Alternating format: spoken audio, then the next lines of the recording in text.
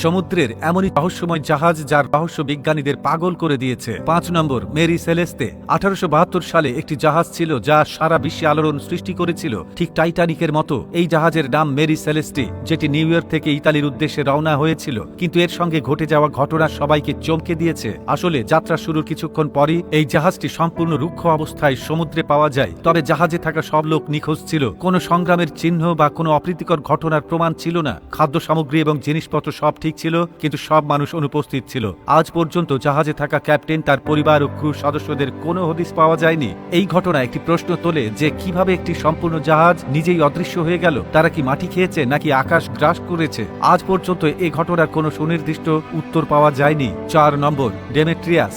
জাহাজ ডেমেট্রিয়াস একটি গ্রিক জাহাজ যা রহস্যজনকভাবে 1981 সালে সমুদ্র সৈকতে প্রতিষ্ঠিত হয়েছিল। এই জাহাজের মজার গল্প হলো এটি কোনো দুর্ঘটনা ছাড়াই সমুদ্রের তীরে অবতরণ করে এবং এখানে কয়েক দশক ধরে দাবিহীন অবস্থায় পড়ে থাকে। কেন এবং কিভাবে জাহাজটি এই অবস্থায় ফেলে দেওয়া হয়েছিল সে সম্পর্কে কোনো সুনির্দিষ্ট তথ্য পাওয়া যায়নি। কিছু লোক বিশ্বাস করে যে এটি জলদস্যুদের দ্বারা পরিত্যক্ত হয়েছিল, যখন অন্যরা এটিকে একটি ব্যর্থ চোরাচালানের প্রচেষ্টার সাথে যুক্ত করে। জাহাজের ধ্বংসাবশেষ এখনো সেখানে রয়েছে এবং পর্যটকরা তা দেখতে আসেন, কিন্তু এর আসল ঘটনা কি তা আজ পর্যন্ত রহস্যই রয়ে গেছে। 3 নম্বর, এই টানেলের সবচেয়ে ভয়ঙ্কর ও রহস্যময় জাহাজের কথা যদি বলি তাহলে অবশ্যই টানেল ম্যাডামের নাম নেওয়া হবে। এই জাহাজ সম্পর্কিত গল্পটি খুবই অদ্ভুত এবং ভীতিকর। 1947 সালে এই জাহাজ থেকে একটি জরুরি বার্তা পাওয়া যায় যে পুরো ক্রু মারা গেছে। এরপর যখন উদ্ধারকারী দল জাহাজের কাছে পৌঁছায়, তারা যা দেখেছিল তা যে কোনো সাধারণ মানুষকে নাড়া দিতে পারে। সমস্ত ক্রু সদস্যদের মৃত অবস্থায় পাওয়া গিয়েছিল এবং তাদের মুখে ভয়ের ছাপ ছিল, যেন তারা তাদের মৃত্যুর আগে খুব ভয়ঙ্কর কিছু দেখেছিল। কেউ জাহাজে কোনো ক্ষত বা সংগ্রামের চিহ্ন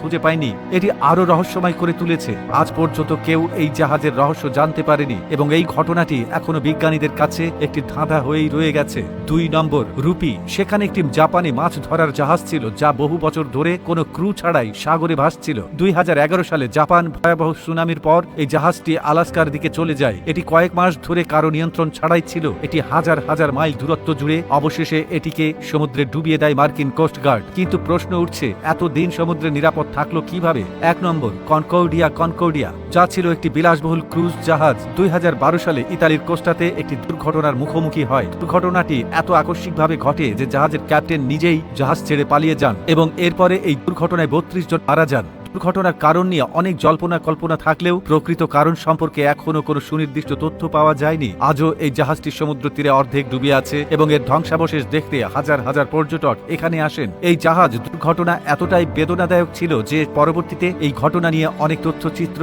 এমনকি অনুপ্রাণিত সিনেমাও তৈরি করা হয়।